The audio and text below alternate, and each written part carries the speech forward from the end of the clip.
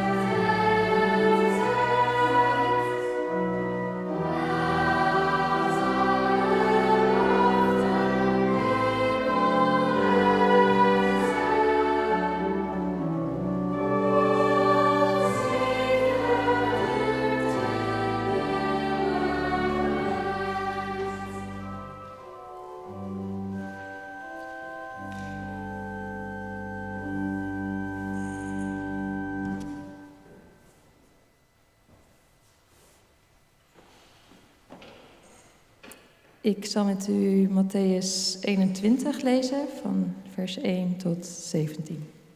Er staat boven de intocht in Jeruzalem. En toen zij Jeruzalem naderden en in Betfage bij de Olijfberg gekomen waren, zond Jezus 2 discipelen uit en zei tegen hen: Ga het dorp in dat voor u ligt. En u zult meteen een ezelin vinden die vastgebonden is en een veulen bij haar. Maak ze los en breng ze bij mij. En als iemand iets tegen u zegt, moet u zeggen dat de Heere ze nodig heeft. En hij zal ze meteen sturen. Dit alles is gebeurd opdat vervuld zou worden wat gesproken is door de profeet toen hij zei: Zeg tegen de dochter van Sion, zie, uw koning komt tot u, zachtmoedig en gezeten op een ezelin en een veulen dat een jong van een jukdragende ezelin is. En de discipelen gingen heen en deden zoals Jezus hun bevolen had.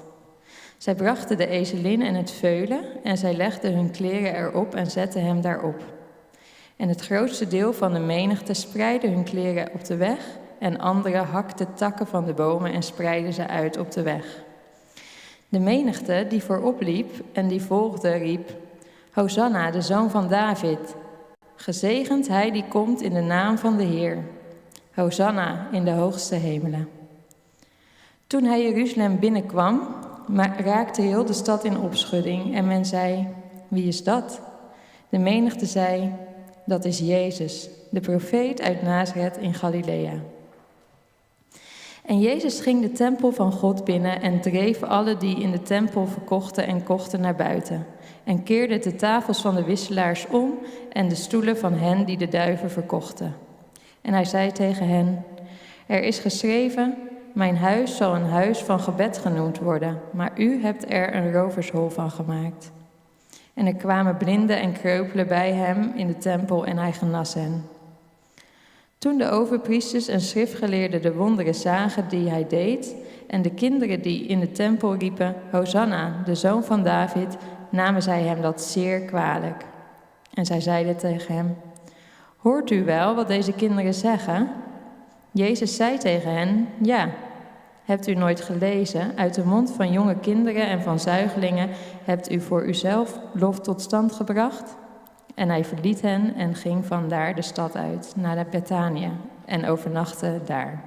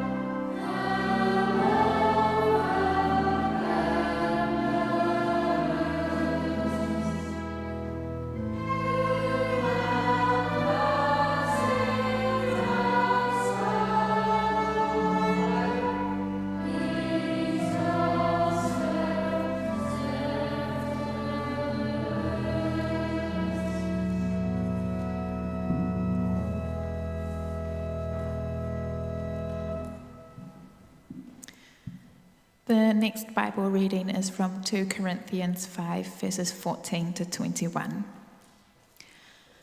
For the love of Christ controls us, because we have concluded this, that one has died for all, therefore all have died.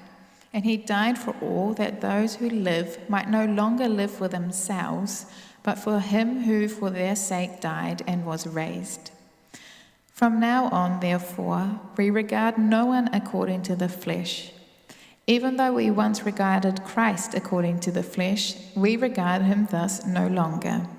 Therefore, if anyone is in Christ, he is a new creation. The old has passed away, behold, the new has come. All this is from God, who through Christ has reconciled us to himself and gave us the ministry of reconciliation.